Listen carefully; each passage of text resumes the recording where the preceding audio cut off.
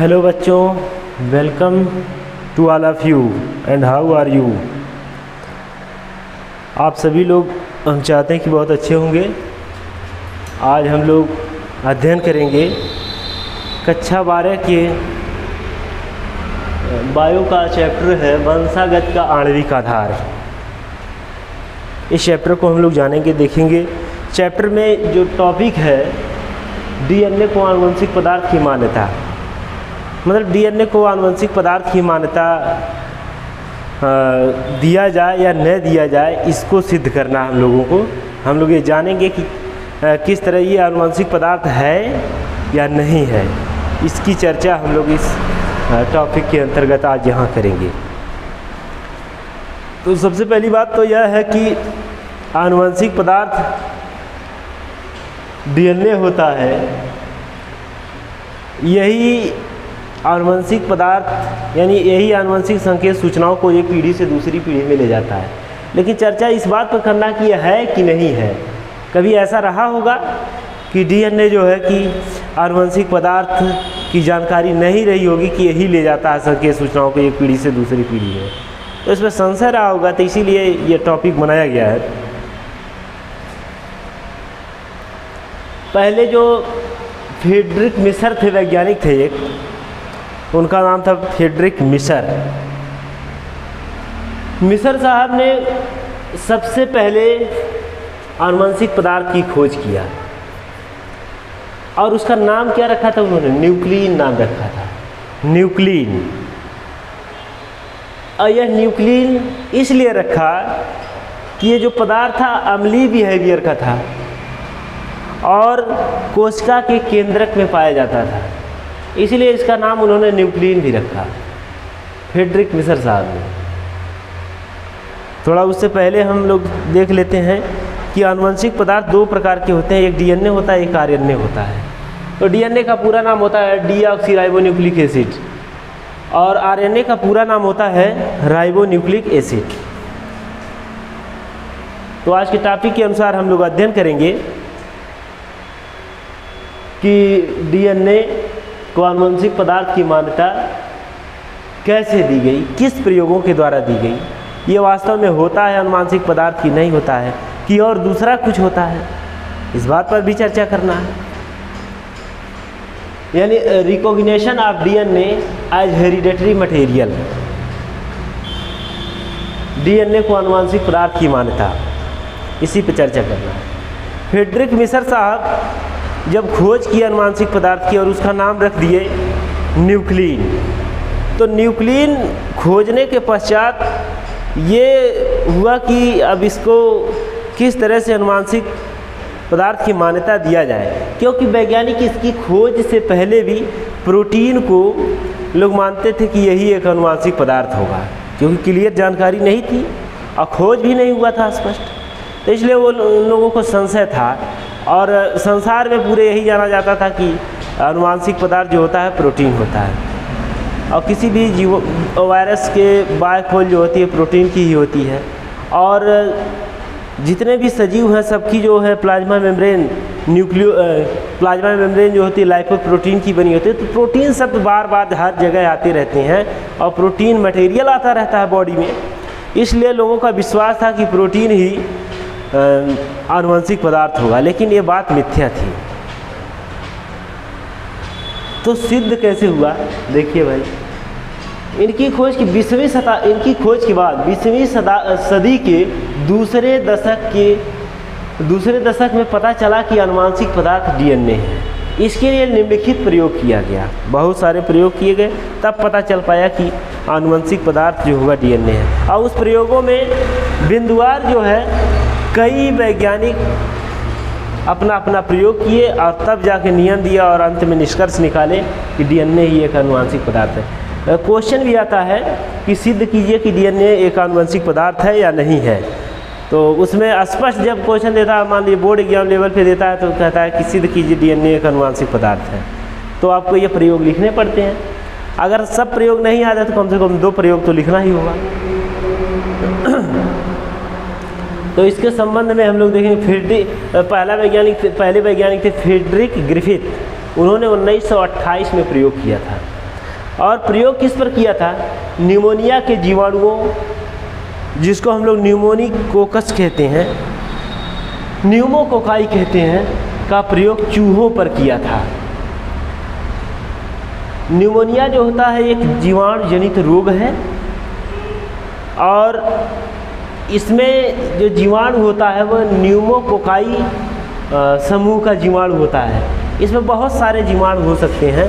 कुछ जीवाणु ऐसे होते हैं जो संक्रमित करने वाले होते हैं, कुछ ऐसे होते हैं जो संक्रमित नहीं करते हैं, मतलब इससे उनके संक्रमण से ज़्यादा खतरा नहीं होता है। लेकिन कुछ ऐसे होते हैं जो खतरनाक होते हैं, जो जानलेवा होते हैं, जो जिसमें इन्फेक्शन करते हैं उसको डेड कर देते हैं, उसको समाप्त कर देते हैं। तो फ्रेडरिक ग्रिफिथ का प्रयोग रहा किस प्रकार रहा, उसको हम लोग स्टेप बाय स्टेप पढ़ते हैं।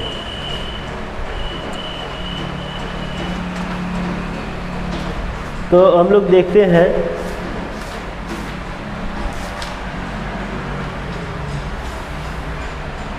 फ्रेडरिक ग्रिफिथ का प्रयोग कैसे प्रयोग किया। फ्रेडरिक ग्रिफिथ ने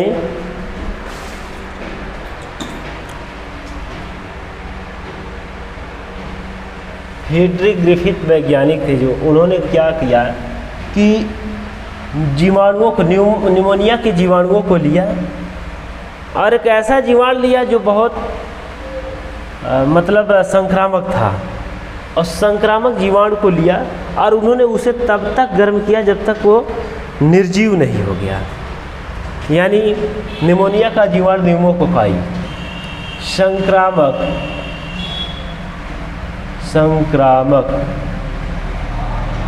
न्यूमोकोकाई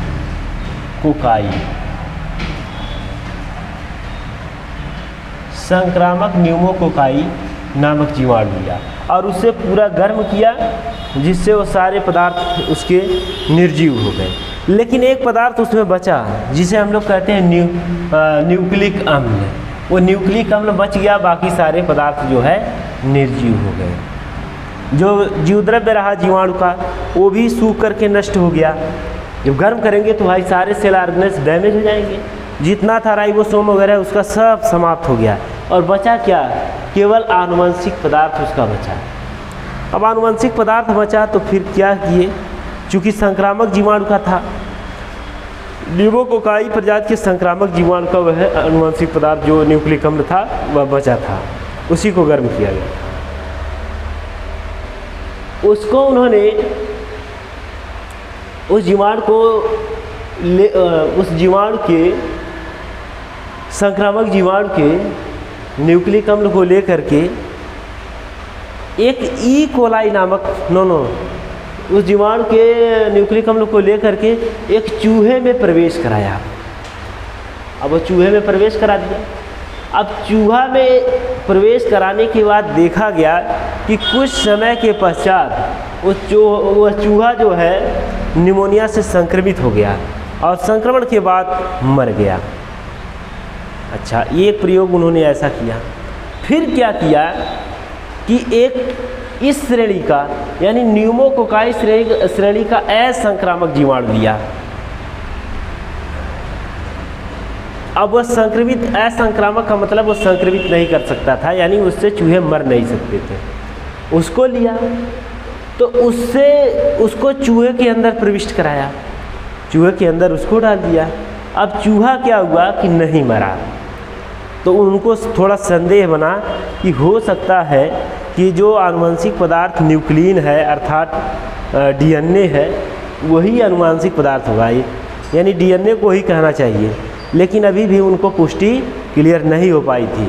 तब उन्होंने क्या किया, फिर अलग से प्रयोग किया। अलग से क्या प्रयोग किया? अलग से उन्होंने बताया कि यदि दोनों को हम एक साथ डालें, यानी जो संक्रामक न्यूमोकोकाई का आनुवंशिक पदार्थ यानी न्यूक्लिक अम्ल था उसको और जो असंक्रामक था उसको, दोनों को एक साथ डालते हैं, तब देखें क्या होगा। तब भी उन्होंने प्रयोग किया, चूहे में डाला दोनों को एक साथ और फिर चूहा मर गया। तब उन्हें यह विश्वास हो गया कि आनुवंशिक पदार्थ न्यूक्लिक अम्ल ही होता है, प्रोटीन नहीं होती है। इससे वह आश्वस्त हो गए कि भाई यह तो डीएनए ही आनुवंशिक पदार्थ है। यानी न्यूक्लिक अम्ल ही आनुवंशिक पदार्थ है। अब इसके लिए हम बताते हैं कि फिर कैसे कैसे उन्होंने, देखिए एक छोटी सी लाइन में देखते हैं हम लोग। अच्छा, जो संक्रामक था उसको आर की संज्ञा दी गई थी। संक्रामक चूहे को संक्रामक न्यूमोकोकाई नामक जीवाणु को यस की संज्ञा दी गई। यस यानी संक्रामक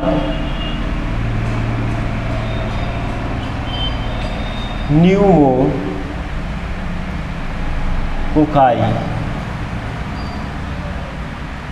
जीवाणु,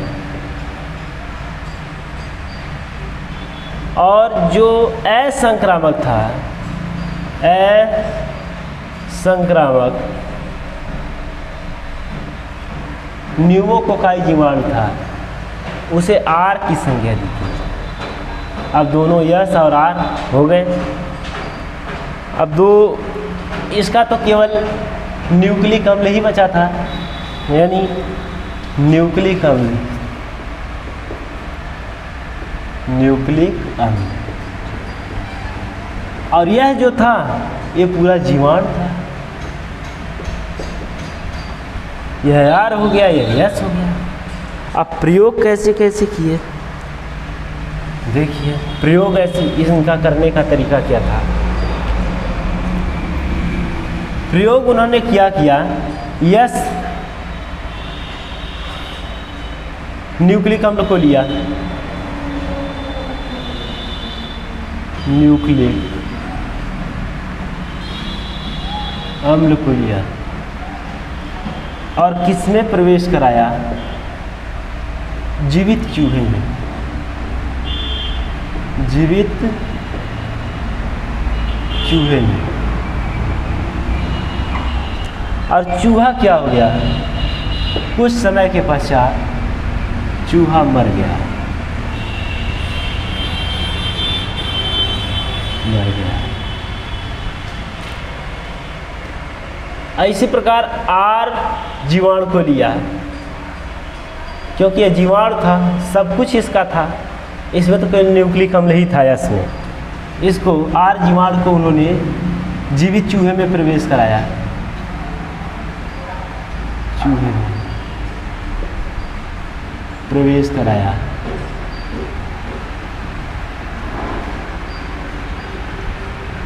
अब क्या देखा कि वह चूहा जीवित था, यानी चूहा जीवित है। तो इससे आश्वस्त हो गए कि लग रहा है कि न्यूक्लिक अम्ल ही आनुवंशिक पदार्थ है, क्योंकि उसी से मर रहा जो संक्रामक था।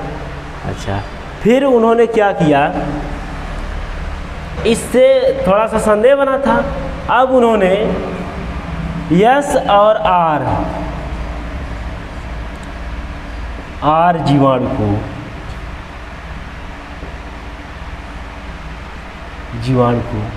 जीवित चूहे में प्रवेश कराया,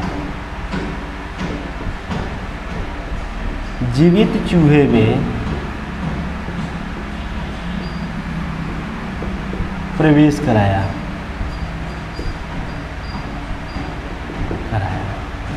और देखा कि चूहा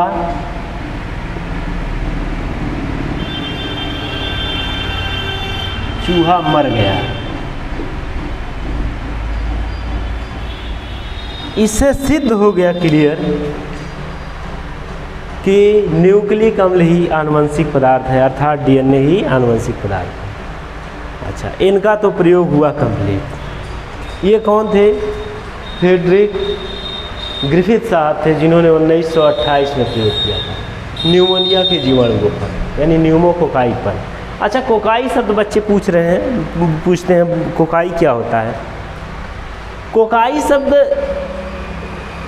गोलाकार जीवाणुओं के लिए प्रयुक्त किया जाता है। जो जीवाणु जो है गोला के आकार के होते हैं, उनके लिए कोकाई शब्द का प्रयोग किया जाता है। जैसे कॉकस कहते हैं,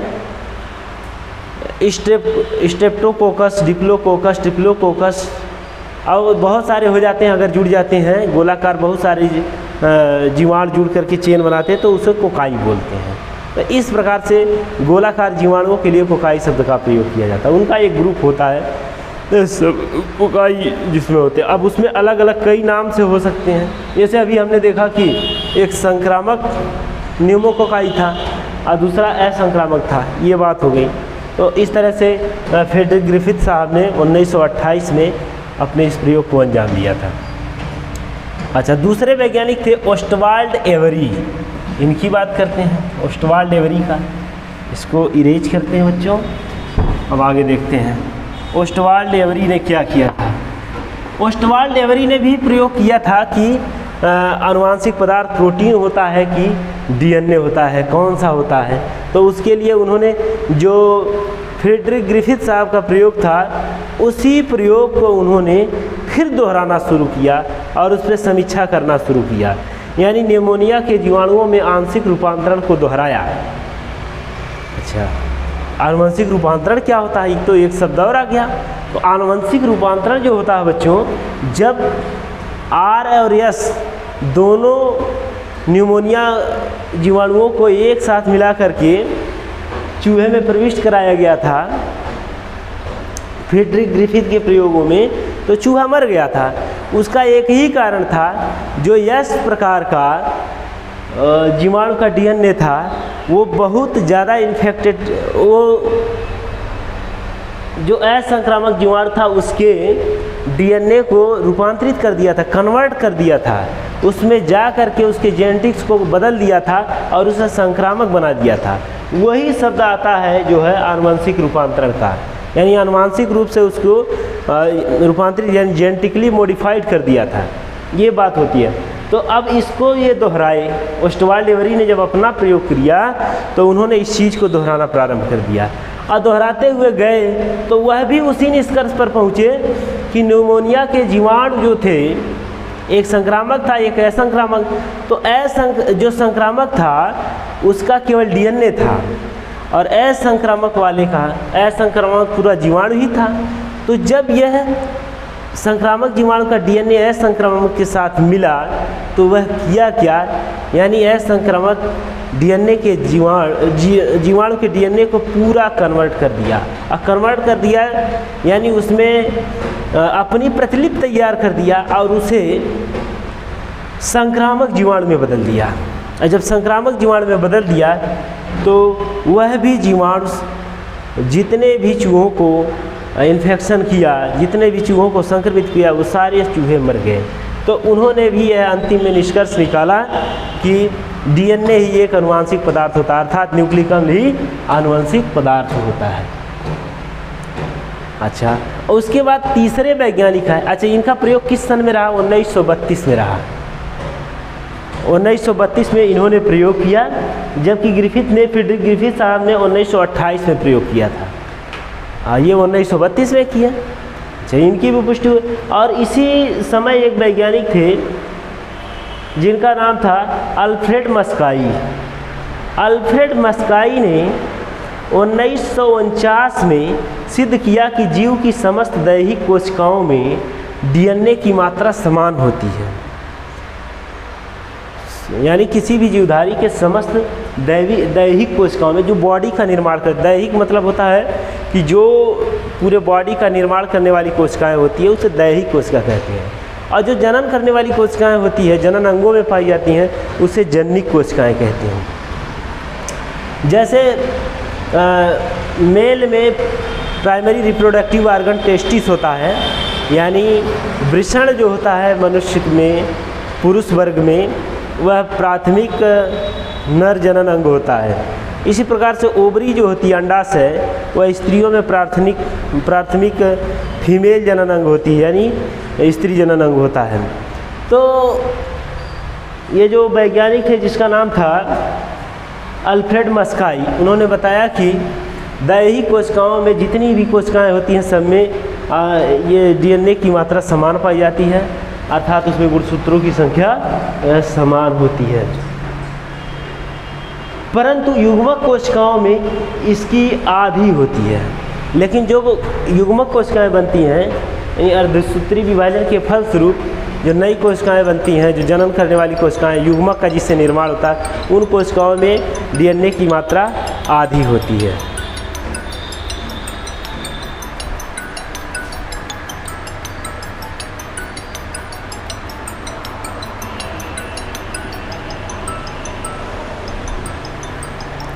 डीएनए की मात्रा आधी होती है।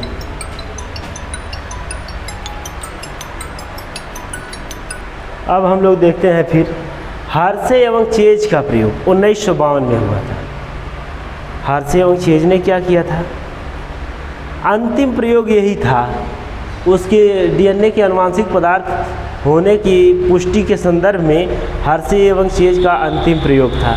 उन्होंने 1952 में प्रयोग किया। अब वो प्रयोग कैसा किया? रेडियोधर्मी अनुरेख तकनीकी द्वारा उन्होंने प्रयोग किया।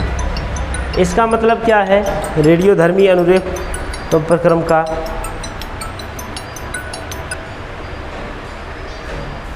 इसका मतलब ये रहा कि अपने प्रयोगों में उन्होंने रेडियो एक्टिव पदार्थों का उपयोग किया और उस रेडियो एक्टिव पदार्थों की आनुवंशिकता का पता लगाया कि एक पीढ़ी से दूसरे अगली पीढ़ी में जा रहे हैं कि नहीं, ये प्रवाहित हो रहे हैं कि नहीं। यदि प्रवाहित हो रहे हैं तो आनुवंशिकता का दर्जा अर्थात आनुवंशिक पदार्थ होने का दर्जा वो दिलाएंगे। अगर नहीं प्रवाहित होंगे तो उससे सिद्ध होगा कि यह आनुवंशिक पदार्थ नहीं है। तो उन्होंने जो प्रयोग किया उसके बारे में हम लोग समझते हैं, यानी हार्शे एवं चेज का प्रयोग 1952 में। तो अब यहाँ आगे हम लोग देखते हैं, इसको मिट जाते हैं, इरेज करते हैं, ठीक है, आगे आते हैं तो देखते हैं हार्शे एवं चेज का प्रयोग। हार्शे एवं चेज ने कैसे प्रयोग किया? हार्शे एवं चेज ने प्रयोग किया ई कोलाई नामक जीवाणु पर, और उसको संक्रमित करने वाला जो वायरस होता है बैक्टीरियोफेज वायरस, उसको लिया और उस पर प्रयोग किया और बहुत काफ़ी अच्छे ढंग से यह साबित कर दिया कि डीएनए ही आनुवंशिक पदार्थ होता है। इसके लिए उन्होंने 2 एसर्किया कोलाई नामक जीवाणु दिया और 2 बैक्टीरियोफेज वायरस दिया। अब देखिए इसके बारे में कैसे क्या है।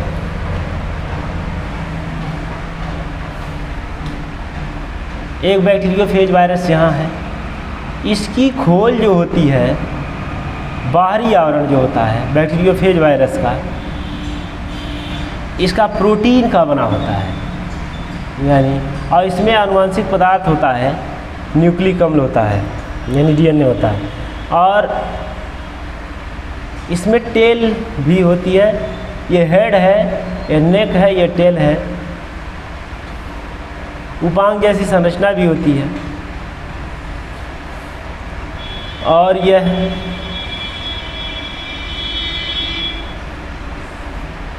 एक जीवाणु को इन्फेक्टेड करता है, उसका नाम है ई कोलाई जीवाणु अर्थात एसर्किया कोलाई जीवाणु। इसमें जीवतर भी भरा होगा, सारे मटेरियल होंगे। इस जीवाणु में ये प्रोटीन की खोल होती है। प्रोटीन हम जानते हैं कि प्रोटीन की संरचना में सल्फर भाग लेता है और डीएनए की संरचना में फास्फोरस भाग लेता है, क्योंकि डीएनए की संरचना 3 पदार्थों से, यानी डीएनए न्यूक्लियोटाइड से मिलकर बना होता है। न्यूक्लियोटाइड इकाई होती है डीएनए की, तो और एक न्यूक्लियोटाइड का निर्माण 3 पदार्थों से होता है। डीऑक्सीराइबोसर्गरा नंबर 1, नंबर 2 फास्फेट्स ग्रुप और नंबर 3 जो होता है नाइट्रोजन बेस। तो इसमें हम लोग देखते हैं कि फास्फेट जो ग्रुप होता है वह उसमें फास्फोरस एक सेंट्रल एटम होता है और वह फास्फोरस जो है डीएनए से जुड़ा रहता है। तो ये वैज्ञानिक हार्शे एवं चेज जो थे लोग इन लोगों ने डीएनए में रेडियो एक्टिव फास्फोरस लगा दिया और उधर हम जो लिए हैं उसकी कैप्सिड जो बाहर की खोल है वो प्रोटीन की बनी है, इसलिए उसमें रेडियो एक्टिव सल्फर को लगा दिया, यानी इसमें रेडियो एक्टिव सल्फर लगाया गया इस बैक्टीरियोफेज वायरस की कैप्सिड में। ऐसा बैक्टीरियोफेज तैयार किया गया जिसकी खोल में जो प्रोटीन बनी है उसमें सल्फर 32 का प्रयोग, नहीं सल्फर 35 का प्रयोग हुआ। सल्फर 35, 16 सल्फर 35 युक्त प्रोटीन खोल, युक्त प्रोटीन खोल। प्रोटीन। अच्छा, यह बैक्टीरियोफेज वायरस इसको इन्फेक्शन कर दिया है, इन्फेक्टेड कर दिया। अब अगले चरण में जो होगा, यानी नेक्स्ट स्टेप बनाते हैं, अगले चरण में बैक्टीरियोफेज वायरस जो है जब इन्फेक्शन किया है तो इसके सारे डीएनए मटेरियल, इसको हम इरेज करते हैं।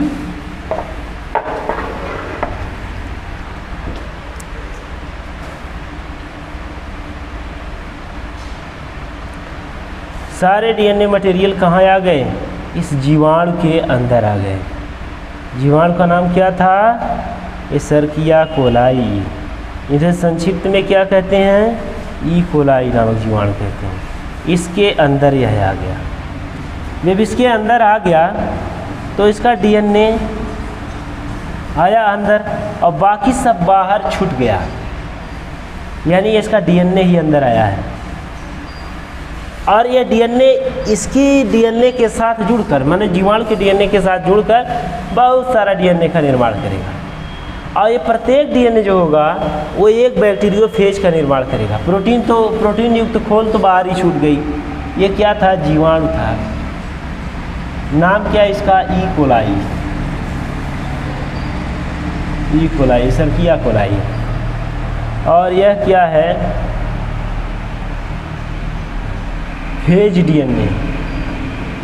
Phase DNA. अच्छा,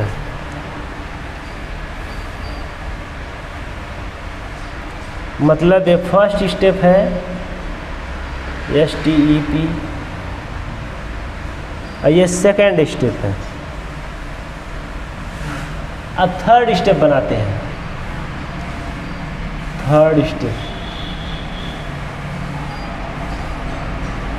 थर्ड स्टेप में ये रहा जीवाणु।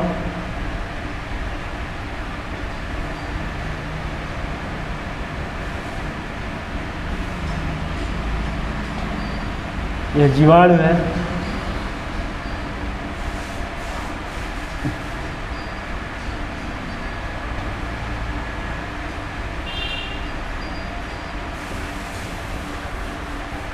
और ये बैक्टीरियोफेज वायरस है। अच्छा, इसमें तो कुछ रहा नहीं, कैप्सिड ऊपर है। अब इसके अंदर ये तैयार हो जाएगा। क्या तैयार हो जाएगा? बहुत सारा जो है बैक्टीरियोफेज वायरस तैयार हो जाएगा।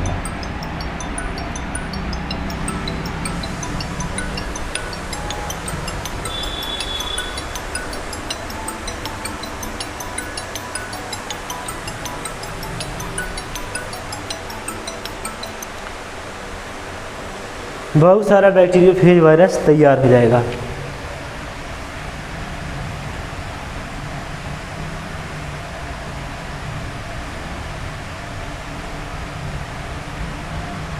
लेकिन एक बात है कि इसकी जो खोल बनी, ऊपर का आवरण बना, वो रेडियोएक्टिव सल्फर युक्त नहीं था। जितने भी बैक्टीरियोफेज तैयार हुए, किसी में खोल जो है रेडियोएक्टिव सल्फर युक्त नहीं थी।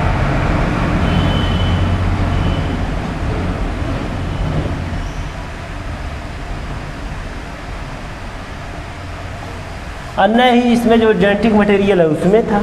उसमें तो भाई सवाल है नहीं है, क्योंकि ऊपर से उसमें रेडियोएक्टिव पदार्थ डाला नहीं गया है।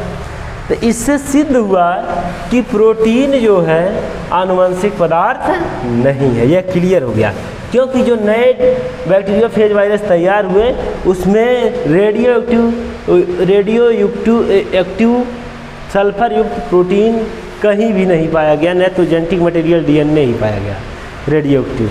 तो इससे साबित हो गया कि प्रोटीन आनुवंशिक पदार्थ नहीं होती है। अब दूसरा प्रयोग हम लोग देखते हैं।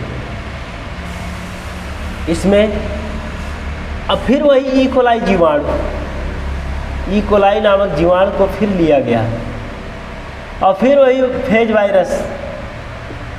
वायरस को लिया गया। अब की बार एक काम किए हर्ष एवं चेज ने।